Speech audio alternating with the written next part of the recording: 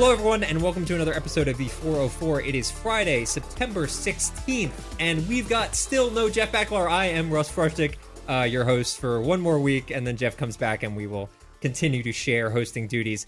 Thankfully, we don't need Jeff today. We don't.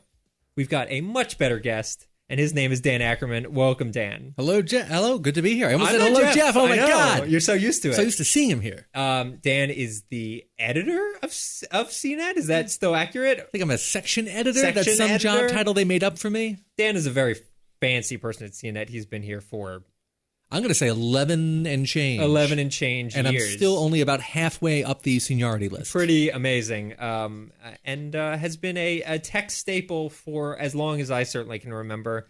And thankfully, we've brought him on here. We've got a bunch of stuff to talk about. Right off the top, I did want to mention Dan has written a book, very fancy, called The Tetris Effect, which is about the history of Tetris, which is very, very cool. Real quick, for the people, what is the deal with this book? What's the lowdown? You know, it really tells you the story about how in the 80s in the Soviet Union during the Cold War, a Russian scientist created this little program called Tetris. It was like a math experiment for him to kind of figure out how to translate these ideas into a primitive computer. It went viral in the Soviet Union back in the 80s. That's hard. Nobody's got a computer. You have to like physically make a copy of a disk and walk it over to people. And then eventually it leaked out from behind the Iron Curtain. All these Western companies saw it and said, oh, maybe we can make some money selling this. Nobody bothered to send the money back to the Russians, and they decided to, they said, wait a minute, Soviet Union's collapsing, we need hard currency, who's stealing our stuff? We're going to put together an economic hit squad to get the money back, and it's like an international spy story, but it's all real life. That's amazing. That's a good tease. I'm going to talk about it a bit later in the show, but that's a really awesome tease for people. I love this like true crime, true history stuff that has like way more drama than you ever possibly imagine, because most people I think just know Tetris from playing the game. So like having that extra layer is super wicked, and I was very jealous when you told me the idea of the book, which was like a couple years ago. I was like, yes, that is an amazing idea for a book. I wish I had thought of that myself. It's like a real life thriller. Yeah, history is just so interesting. Fantastic. I'm also really glad that we brought you on because it's been a very crazy week in technology. One of the craziest that I can remember, because it's not just like one event that happened. It was like a few different events sort of coincided. I feel like the biggest one, I would have said Apple is still, obviously, the iPhone 7 comes out today, so that's obviously still top of mind. But the one that's sort of spread beyond the normal tech realm is the Samsung Galaxy Note 7. I thought you were going to say the Pokemon Go bracelets that went on sale today. That's true. That was one of the other ones that I was going to bring up. It really... that's the biggest story in the world, really. We're running the gamut. Let's start with Samsung. I've been calling it Explodegate. Do you think that's an accurate description? Maybe it's Burn Up Gate. Burn Up Gate, They may not technically explode, although I keep using the term explode also. Yeah. I saw a video or some stills. There was a story in Florida, apparently a Jeep set on fire because the guy had his phone plugged into the charger and it just totally went up. I don't know how. I mean, it must be a pretty significant fire to light a car on fire. I mean, look at these phones. They're gigantic. If you look at your big iPhone or your big Samsung phone, inside, they're essentially all battery. Yeah. And these batteries are actually very powerful, and there's usually a very thin membrane separating the two cells of the battery. And if there's a fault there, it can generate a tremendous amount of energy in a very short period of time. Yeah, and that's sort of what we're seeing. I'm trying to remember, like, from a scale of a recall, I've never seen anything like this, quite this large. Is this? I mean, not on a phone. It's not for safety reasons like this. We've seen problems like antenna gate on older iPhones and smaller things. The Xboxes went through that whole period, But nothing of this scale, and nothing so badly mishandled initially by the company. They've only really sorted it out as of yesterday when we're recording this, when they actually finally had an official recall from the Consumer Product Safety Commission, which is the government agency that actually handles this. Yeah. Getting in my way, stupid government, trying to take my burning technology away from me. Well, Samsung wanted to do sort of an unofficial recall. They didn't even say the word recall. They said, you should return the phone. They used an R word, but not the word recall, and they wanted to try to just handle it themselves. Yeah. Let's handle it ourselves, guys. And, when phones are burning cars up, it's not the right way to go. A buddy of mine, I mentioned this on Facebook, and a buddy of mine was like, oh, I have a Note. It's fine. And I was like, it might not be fine till it's not. In the near future. I don't think that's a risk you want to take. I guess they're offering you a new phone, right? You can get a replacement. You can get a replacement. You can get a refund. The problem is they don't have 2.5 million new fixed Note 7s ready to go. Yeah. And if they rush the original Note 7 out, how fast are they rushing these replacement ones out? Right, exactly. So just so I can understand, when exactly did the Note 7 launch? Do you remember offhand? It was like second week of August, I'm going to say. Okay, so it's kind of interesting that like none of this really came up in any of the reviews. Certainly, there were no reviews that was like, "Hey guys, this set my car on fire." Ours was fine. I checked it out. Obviously, it's like a failure rate. I got some tongs and I picked it up. And they've asked for all those review units back. We just had the messenger. They're like, we'll come over and pick it up. Totally. Like, they're very insistent on getting them out of people's hands. Do you think they'd show up in like the yellow like nuclear suits? Right. They have like big oven mitts on, ready to get it. I think there was something like 92 reported incidents that Samsung was able to say this is probably a legit incident out of whatever 2.5 million phones. That doesn't sound like a lot. That's a huge number. 92 huge? In a couple of weeks? 92 out of millions seems kind of low. But all within the first couple of weeks. Sure, and those are just reported incidents that we can say, yeah. hey, these are ones that have been officially recorded. Yeah. But that's a pretty big rate, especially for a catastrophic failure like this. Yeah. I was thinking about this the other day. Do you think they need to kill the Note line, at least the branding of the Note line, because of this? I get it. I feel like they won't do that. They have enough invested in it that people will sort of look past. It's crazy. These days, you can say or do almost any crazy thing, and it doesn't seem to hurt your brand. It seems like you're talking about something else right now. I feel like you can get away with a lot. The problem is these guys, they're on this annual upgrade cycle treadmill. Yeah. Apple's doing the same thing. Mm-hmm. Every year they have to have a new product in their flagship at around the same time of the year, whether they have a new design or new features or new anything. So they're clearly just shoving these things out the door. And this is a case where it wasn't ready. Right. Do we know exactly what went wrong here? It seems like at least one of the, because they probably have multiple, any computer, any device you buy, there are usually multiple suppliers for the different components inside. It seems to me the best evidence is that one of the component suppliers for the battery had a big batch of bad batteries where, in the most basic sense, the membrane between the two cells of the battery was weak and it let the chemicals mix in. Kaboom! Bad. Very bad. It's been crazy for Samsung, which, again, I think their reputation has been very good lately for phones. Like a lot of people are switching over from Apple to Galaxy phones, stuff like that. They're the only guys really innovating when it comes to design. Even if that's just the curved edge around the side of the screens, people were getting excited about that. And they would say to me, I'm not going to get the new iPhone. I'm going to get this Note 7. It just looks cooler. And it did. Yeah. Which is why the timing for this could not have possibly been worse. Yeah. Well, you mentioned it. So obviously the iPhone 7 comes out today. We've talked about it a bit on the show. The headphone thing really, really bothers me. Like, bothers me enough that I'm using an iPhone 6 right now. I can't see myself upgrading because of that alone. Oh, yeah. Obviously, the other distinctive issues are the 7 is not like that noticeable, and it feels like a 6S essentially, right? So that's obviously a big one. But headphones, man. Yeah. I use them every day. It's kind of the longest standing connection jack that we have that everybody still uses. I got my 6 Plus. Yeah. And there's certainly no reason you can't extend the phone these days to 3 years. They're well built enough. They're modern enough. The changes year after year are so incremental. You could definitely get away with 3 years. Although I feel like Apple and maybe Android as well, but certainly Apple has a bit of a reputation of aging their phones based on the OS. So iOS 10 came out this week. I haven't upgraded yet because that's my concern. It's neither have I. If I just keep upgrading, it'll just slow my phone. Well, then it started bricking phones immediately. Right. Don't get the upgrade right away. Give it 6 hours. Don't be the first guy in line because you're going to brick your phone. Yeah, they say get the dot upgrade, the 10.1 or whatever. But yeah, I don't think I'm going to. I'll hold on for as long as I can without upgrading to 10 because, first of all, nothing in 10 again, like the 7 seems to really be that mandatory. And secondly, I mean, if your phone is 4 years old and you're running the latest OS, it's not going to run. No. It gets won't slower every year. Yeah. And the battery life will plummet, and it's just a bad idea. Unfortunately, Apple is crazy insistent on updating your OS to the point where they give you that message every single day. There's no way to stop. I've looked online. You can delete the OS, but you cannot force the phone to not download it if it's connected to Wi-Fi. It's a little bit like the Windows 10 upgrade that people didn't want to do. Exactly. Although there's really no good reason not to upgrade to Windows 10 Sure. if you have Windows 8. Yes. Crazy. Only a maniac would keep Windows 8. Yeah, that was a direct improvement. And with this, obviously, Windows 10's not bad. I'm sorry, iOS 10 is not bad. So many 10s floating around here. But for those, again, that have older phones that do not want to upgrade, some option in the menu is to be like, okay, I'm just don't gonna bug me stop anymore. here. I'm good. Enough already. But, Platform stability. Yeah, exactly. Very important. So, yeah, I mean, generally you follow that same mentality about the 7, that it's kind of just like They must be holding something good in their hand for next year, which is going to be the 10th anniversary of the iPhone. Yeah. So if they're going to have a big design change, push the needle forward somehow, like maybe no more home button, just an all-glass screen on the front. Sure. It's like a haptic thing or something. Yeah. Something cool, curved edges.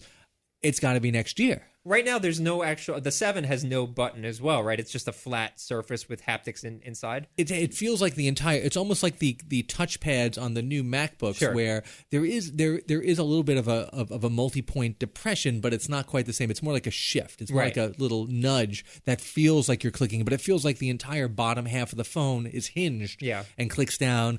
I'm sure you can get used to it very quickly. I found it very disconcerting. I was like, whoa, that's weird. Yeah. I mean, I'm sure you get used to it, but Yeah. we don't even need that. Just make it a touch button. Right. Presumably that helps somewhat with the water resistance. I don't know. It's got to be water resistant. Those buttons get worn out very easily. Sure. You always see them like getting sticky and stuff. So to get rid of that, I guess that's a plus. Yeah. Do we need it at all? Why can't we just have the phone screen over the entire top surface? Exactly, yeah. And just do like a finger gesture on there to get the home action going? Yeah, that's the impression I get. Everyone seems to be thinking that 2017 is the year, whether it's, celebrating the anniversary or whether it's just Apple knows that people feel like they've kind of stagnated from the phone side, that it's time for a big upgrade. That seems like where it's going. I'm going to tell you, I watched on Amazon Prime yesterday Hot Tub Time Machine 2. And in the future... I heard it was awful. I thought it was great. I tell you? I haven't seen it. I thought it was I haven't actually seen great because it was just nonsense, nonstop jokes. They have a phone in the future where you Okay. just kind of click on your ear and it projects out a little hologram of who you're talking to in front of you. Sure.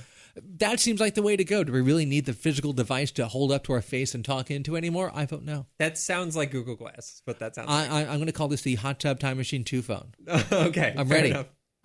Google Glass didn't really pan out so hot. I just want to say, Dan. Neither did Hot Tub Time Machine 2. Yeah, that's a good point. They might have been ahead of their time. You might be right. Yeah, Apple devices. I'm an Apple guy. What can I say? But I'm definitely going to be holding off for the near term. Speaking of we're going to just march down the line. Generally on this show, as listeners know, sometimes we struggle on tech news. Sometimes tech news isn't happening this week, and all we've got is like No problem this week. tangent. But no, we've got plenty this week. So this morning at about 7 o'clock, I left my comfortable borough of Queens and headed into New York City to visit the Nintendo World Store to pick up this. And I realize we're on a podcast with no video, but I'm holding it, the Pokemon Go Plus, which if you've been playing Pokemon Go, there might be some percentage of people listening playing Pokemon Go. I know Dan's son plays Pokemon Go. And all his little friends are all like 5 and 6 years old. Yeah. They're obsessed. They never heard of Pokemon before, never Sure. seen the TV show, but now they know every character. Yeah. They keep borrowing all their parents' phones, running around. Yeah. You're going to start getting offers, like email offers to buy that, immediately. I'm sure. It seems Availability seems very low on that. very low. It's hard to say because obviously, so it's Nintendo does not seem to be in charge of the distribution. They're obviously working through the Pokemon Company and Niantic, the makers of the actual game. So there's this weird relationship they have there. And so we've been very much in the dark regarding like whether we were going to get a media one or whatever it is, or which stores were getting them. All the stores seem to be in the dark. So we just went ahead and went to the store. But they had them at the Nintendo store. They had have a them lot? at the World Store. So I got there at around 9. Were they open yet? They were open. I guess they opened, I think, at 8 o'clock. And Wow. so we had one of our reporters there at 8, and there was a significantly large line, probably about 50 to 100 people. I bet it's longer than the iPhone 7 line at the Apple Store Cube. That might be right. I think at this point those have sort of died out. But the line was there. She got one. I got there at 9. The line was maybe 15 people deep at that point. I was very close to Still a pretty big line. still a line. But by the time I got it, there was hardly anyone behind me, and they still had more left. That's so good. if you happen to be in New York City and you're listening to this, they may still have them. it seems like the Nintendo World Store would be the most likely spot, because otherwise I know pre-orders were very, very limited. Normal game stores get very few of them. Now, we're going to clip that because it's like a clip-on, right? So you have two options. So it comes with like a wristband. That's how I saw it originally, yeah. So you can wear it as a wristband. It seems like they realized just how awful the wristband looked, and they stopped using that for promotional screens and stuff like that. It does come with a clip on it, so theoretically you could put it. I'm putting it in my lapel right now. I'm going to say belt, little clip belt, just like your BlackBerry. I would say if you're interested in not looking like a total freak, if you're above the age of say 30. You might want to just put it in a pocket. It's got a button on it, and it vibrates almost like a beeper. And to do things in the game, all you have to do is just press the button. Poke beeper. So you will feel it through your pocket, and you can just press the button and collect a Pokestop or something like that. It's actually, as someone that has played since launch, I will fully admit it, it's actually pretty useful. I used it for, you can keep your phone locked. The game doesn't have to be open, which ordinarily it does, which sucks a lot of battery life. Yeah. And it'll collect like Pokestops as you walk by them. You could try to catch Pokemon with it. It actually is pretty useful, but $40 useful, that's sort of a decision. And you're going to be able, if you have an Apple Watch, you'll be able to get the Go version, which gives you a lot of that same functionality on the watch, which is even dorkier. You're finally getting some ask you. use. Russell, do you have a Pokemon buddy yet to walk along with you and collect candy with the update? My wife is my Pokemon buddy. Okay. Oh, you mean the actual Pokemon in the game? in the game, not a real life person. Yes, I walk around with Bulbasaur. Okay. Because I'm trying to get that Venusaur unlocked. Believe me, I hear this. So-and-so upgrade, evolves into blah, blah, blah. I know Libby played. Your wife played. She played, but she mostly plays for Dash, who's our son. He FaceTimed me the other day, and I was like, hey, how you doing? He goes, do you know what Pikachu evolves into? I do. I did, actually. I said, I know that's Raichu. And he's like, yes. I'm like, yes. We had a great FaceTime moment. I think what is fascinating is that these kids are getting hooked into what I got hooked into, which was the first generation of Pokemon. All these kids in the last few years have been like, oh, I got X and Y or whatever the newest version was. And they know all these Pokemon that I have no idea who they are. There's like weird ghost Pokemon and stuff like that. But these 151 are ingrained. You're a little bit older than me. I think Pokemon, the original, came out when I was like in like 6th grade or so. So it was like right in the sweet spot of it.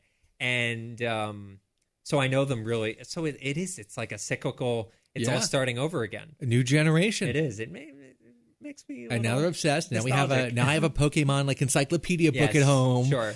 We got a Barnes and Noble, and you can look through each one, and I have to read the names out loud. Yeah. Got to get that Snorlax. It's a whole thing. Well, that's Pokemon. If you're not playing it, and chances are you probably won't. You're probably, if you're listening to this, you're probably playing it. It's possible. And so you mentioned before you walked in, or as you were walking in, we have one more tech-centric story for us. And it's the PlayStation Slim, which you just got this morning. Yes, that's right. Just arrived in a box. Did you take it out of the box? I have not taken it out of the box yet. One of our colleagues in I think Singapore got one like yesterday or the day before. So he went and shot some photos of the old version of the new. We went to the event here in New York. It's slimmer, I'll give it that. Yeah. Does what it says on the box. Doesn't actually say slim on the box. Is the hardware any different from the normal PlayStation 4 right now? I think it's missing the optical audio out, which is and if they go on, remember the PS3 used to have like a compact flash card reader, and eventually they took all that stuff out. The other big difference is it has software support for HDR content, but I don't think there's any HDR content yet that will work on it. Right, and obviously you would need an HDR TV to take advantage of that. Correct, but a lot of new TVs are just going to come with HDR built in, whether you use it or not, just like for years, most TVs were 3D TVs, even if you never used that function. Yeah. I know they also updated the controller a little bit. There's a little tweak. Yeah, the controller's a little flatter on the front. And you can see the light tweak through it. Yeah, I think it's a strip on the top rather than the smaller light. Yeah, right, exactly. So not a major improvement. I believe it's $250. Is that? I think it's $299, but I'll check. It might be $250. I'm trying to remember. It's whatever the current price of the PS4 was. Oh, okay. So it is this. $299 still. I thought they dropped the price, but you're right. It is $299 still. And then waiting in the wings in November, PlayStation 4 Pro, which they also talked about in that event. So you were at the event. Yes. What's the general consensus about the PlayStation 4 Pro is that no one seems to know for sure who it's for. If you don't have a PS4 and you're going to get one, you might as well spend the extra $100 on it, I guess. Or if you have one you're trying to replace, they promise that it's sort of the PC-ification of consoles. We have these incremental upgrades, but the same platform. Yeah. If you went from PS3 to PS4, you took your whole library of games you had in boxes and you threw them right in the trash. Yeah. Just like if you're updating, I want to update my MacBook. Let's just throw it away and buy a new one. Sure. So with this one, there's a faster graphics chip in there. I think there's a faster processor in there also. The graphics come from AMD. So when you make a game now, you basically have to make two versions. You have to make the Pro version and the regular version. It's probably just different textures and different graphics features that turn off and on, like better shadows and lighting and things like that, but use the same game code. Just like if you have a $500 gaming PC or you have a $5,000 gaming PC, you get the same game from Steam. It'll just render differently on the two of them. You can crank up the resolution and you could maybe get some better frame rate out It'll of do it, 4K. Like They'll all do HDR, but 4K is actually getting pretty big right now. But the 4K is kind of BS, right? They're not doing true 4K. You're not running the game should render at 4K on the Pro. As I understand it, it's an upscaled from 4K. Oh, that's interesting. Because if you think about it, so if the PlayStation 4 Pro is $400, running a game right now at 4K on a PC would not run on a $400 PC. It's getting a lot easier, though. I mean, the graphics on PCs have become so much more powerful. Sure. 4K gaming it's not for everything right now, but it's actually a lot more achievable, and NVIDIA and AMD have both made great strides in the last year of making smaller versions of their chips that are less expensive. Just like AMD has like a $200 GPU that'll run VR now. Yeah. And that's two fairly high-resolution screens at 90 frames per second simultaneously. Sure. Yeah, it is a little bit funny, the whole 4K thing, because obviously, we saw 3D being like the big thing, and then that died. I think 4K has more legs to it insofar as it's a new resolution and things are going that way. But I think most people, maybe not in New York City where TVs are very close to the couches because of space concerns, but I think most people where they have their couch and their TV visually cannot see the difference. There's a ratio of about, I think it's 8 feet. Something 8 to 10 feet. 8 to 10 feet, you will just not. It looks like the same exact as 1080p. We said the same thing about Blu-ray. If you had a good upscaling for 480 DVD player, you really couldn't tell the difference between that and Blu-ray from like 10 feet away.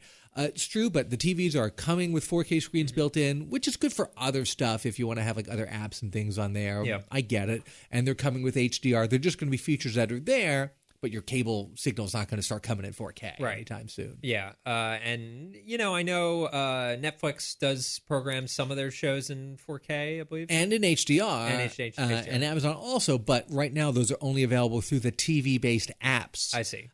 They will eventually come to the more PC and other device-based apps soon, but we're not quite there yet. Okay. And that's what the PS4, regular, Slim One, and Pro are waiting for, these apps to support HDR through the apps, and obviously for game makers to make games that support both the 4K upscaled and the regular version. And that's assuming that your Comcasts of the world are actually letting you stream at that sort of speed.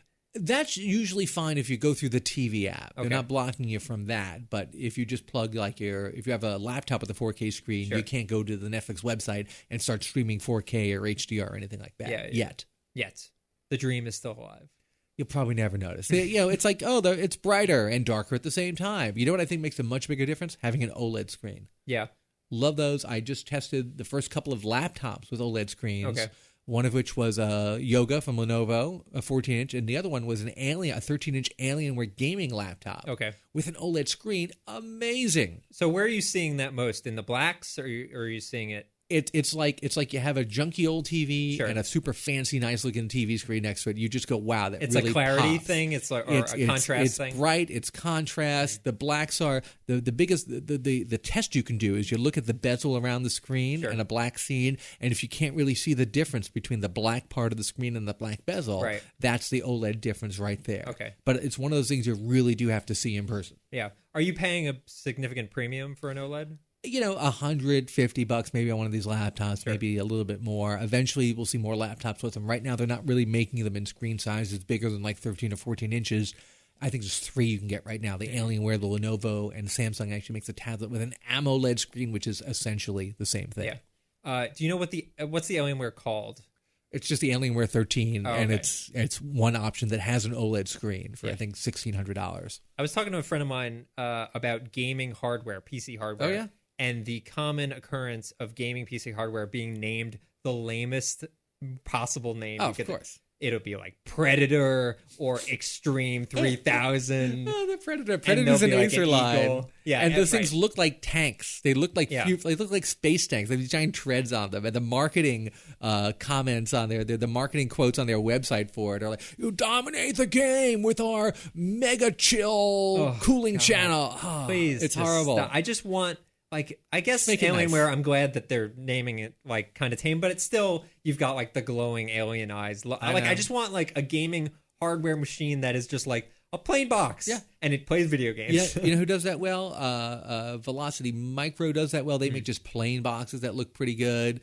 Falcon Northwest makes like little things like a frag box that Yeah. are just nondescript nondescript looking things. So I feel like there's But it is space called for that. a frag box. That is true. You got a good point there.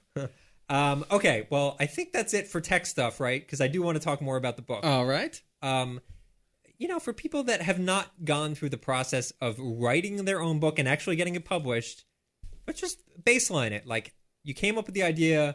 How did this sort of come about? How did it actually happen? Yeah, we were casting around for an interesting sort of nonfiction story to tell. That Okay, you said revolved- we. So my agent and I. okay, so you've got a book agent. Yes. Okay, and have you worked with them for a while? Yeah, so we worked through a couple of ideas, she and I, and she said, "You know what? You should do a nonfiction book that relates to your experiences somehow." Sure. I wanted to find something that had some historical context, not too current eventsy. Sure. Because I work in news, I don't want to Yeah, do yeah. like current events. And we kind of workshopped a few ideas about interesting things in history that had some sort of tech connection. Sure. And I remembered this story from back when Libby and I and a bunch of other people you probably know did this show called Play Value, which was a web show about video game history. It was like a MTV talking head, like Best Week Sure. Ever style show. Yeah.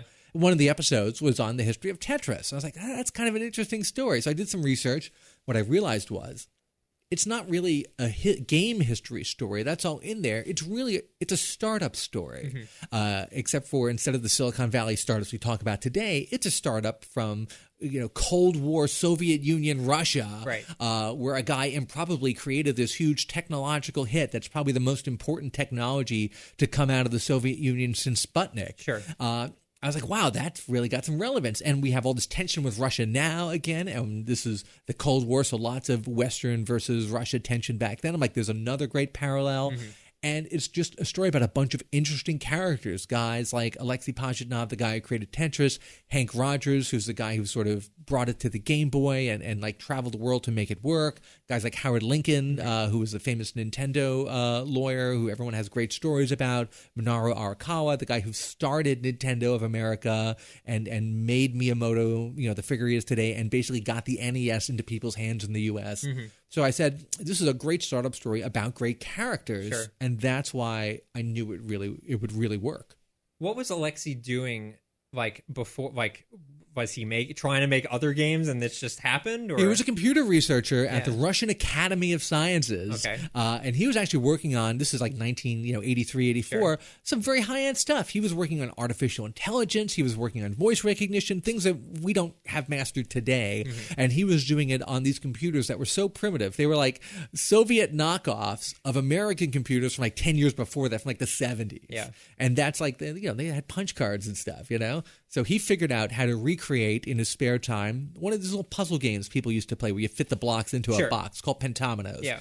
On his computer, it was called the Electronica 60, and it had no graphics. You couldn't even make blocky Tetris graphics on it. You had to use the bracket shapes. Oh, it was ASCII. Like ASCII art, Yeah, basically. yeah, So sure. the original Tetris is basically ASCII art, black and white. Yeah. And he said, "Hey, check this out." And his friends all liked it. And they even had some programs that they had made that like maybe we could like sell these. And then like, oh wait a minute, we live in a communist country, and there's no owning anything, much less intellectual property, software rights. Also, making this in his spare time might not even be approved of if he's doing it with work computers. And When stuff they like found out, when the Russian government, the Soviet government found out that this was something they could possibly sell, that's the first thing they did was say, "Thanks, Alexei. By the way, communism, we own this all. See you later." Right, exactly. And they went and tried to get some money for it.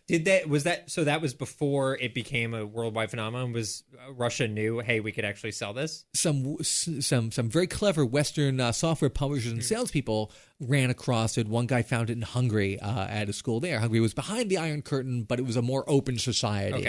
Okay. You could go and do trade there. Rubik's Cube also came from Hungary. Yeah. So another Iron Curtain game that kind of made its way into the West. How did it make it to Hungary, though? How did it spread? People would actually make a copy. There's like 10 people in Moscow with a computer back in 1984. And they go, oh, here, I made a copy of this game for you. Check it out. And they like sneaker net it over to somebody. You have to walk it over.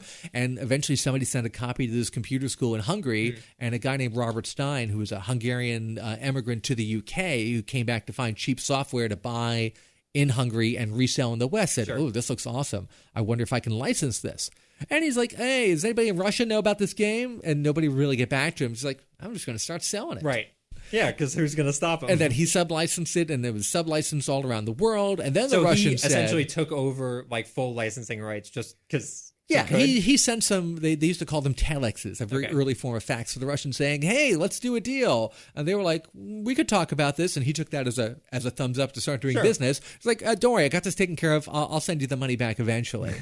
And then before you know it, Mirrorsoft, which was a big company at the time, and Spectrum Holobyte, which was another big company at the time, did licenses for PC stuff. And then Atari got into it, and Sega, and all these other companies bought sub-licenses for either PC or console or arcade versions around the world. The Russians didn't know any of this was going on.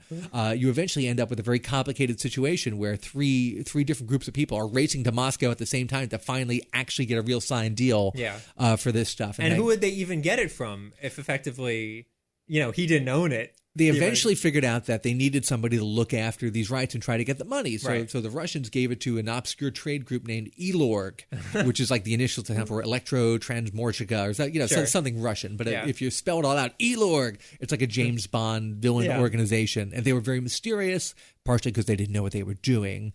The rest of the time, they were selling knockoff Soviet scientific calculators that didn't work right, which defeats the purpose of a scientific calculator.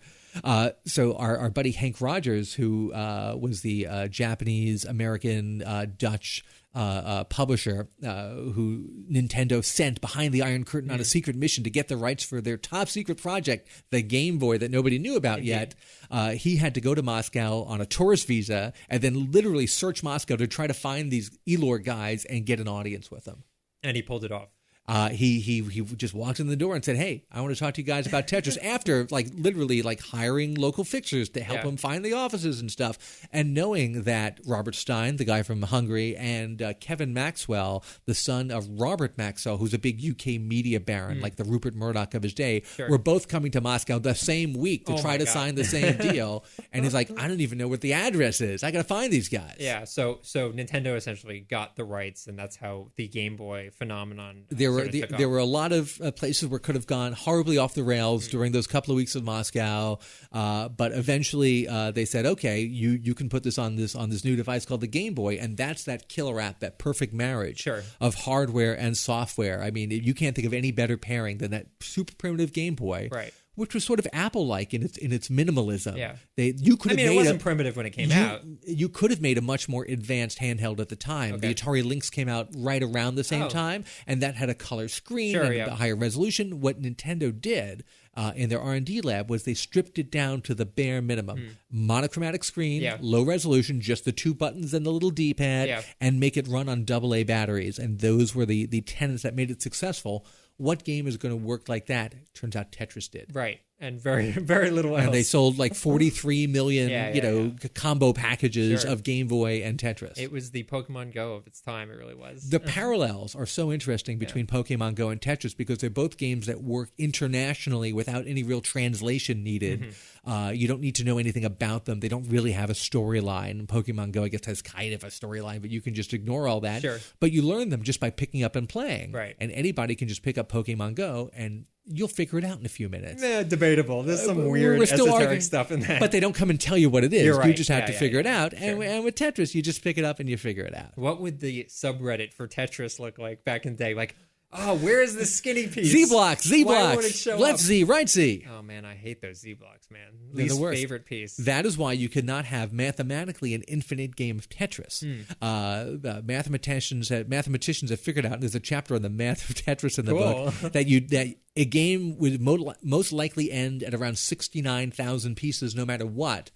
because you would eventually statistically get enough Z blocks in a row that you could never get rid of them, and you'd top out of the game. And I assume that they've had like AI, just like it must be a pretty easy AI program. It's actually pretty tough because there are so many different shapes, and you can put all these different variations in on how fast they fall, and whether you can do the little sheet swivel move once you go under something. Yes.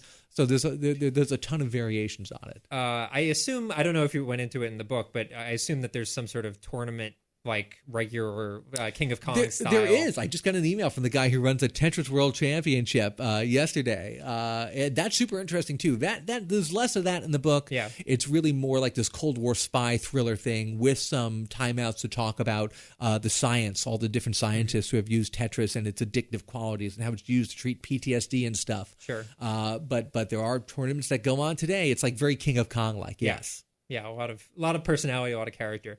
That sounds awesome. This is totally up my alley as a book. I'm sure some people listening are like, yes, this is a book I would totally read. Where can people get it? Amazon, Barnes & Noble, anywhere you get books. There's even an audiobook version. There's a hardcover, obviously Kindle. I went into the Hachette offices in New York and read the audiobook. It's like taking a 7-hour road trip with me. I'll just be in your ear. Was that tough to record for that long? It was. I have so much respect for people who do audiobooks now. It was incredibly physically taxing to sit up straight and not move and project your voice out for we did 3 full days of recording. I almost passed out at the end of the first day. Oh, I can't even imagine. It's really tough. Yeah. Well done, sir. Thank you. Congrats on the book. One of my favorite things was getting people to write little blurbs. On the back of the book you have blurbs. Yeah, sure. And I had my kind of wish list of people I really wanted to get, and I got most of those guys. Yeah, I was Ernest so Cline happy. I saw. Ernest Cline, who wrote Ready Player One. Yeah. He said it's a page-turning, block-stacking, globe-trotting thriller history book. So I was so happy that he wrote me this nice blurb. Yeah. I got Steve Wozniak. That's my favorite quote. He's a huge Tetris fan. Yeah, that's I mean, great. it turns out that he's like a legendary Tetris fan, so he did it. Doug Rushkoff is another great author who wrote me a blurb, so I'm super happy about that. That's awesome. Well, again, congratulations. Very, super awesome. Thank you. And if you're going to go to New York Comic Con, I'm going to be there on Thursday, October 6th, doing a panel. Cool. It's very crowded there. I can't deal with it. It's almost like they have to fit the people in, like Tetris blocks. Oh, my God. Oh! Look at that. Carryover. Well, thank you again, Dan. That's going to do it for us here at the 404. I always forget how Jeff ends the show, but there's something about high tech and lowbrow probably somewhere in there. Sounds about right. We will be back next week. Jeff will be back from vacation, so it'll be me and him and maybe another special guest. But in the meantime, thank you so much, Dan. Thank you for letting me come in here and plug my book, The Tetris Effect. My pleasure. And thank you so much at home for listening. We'll be back next week.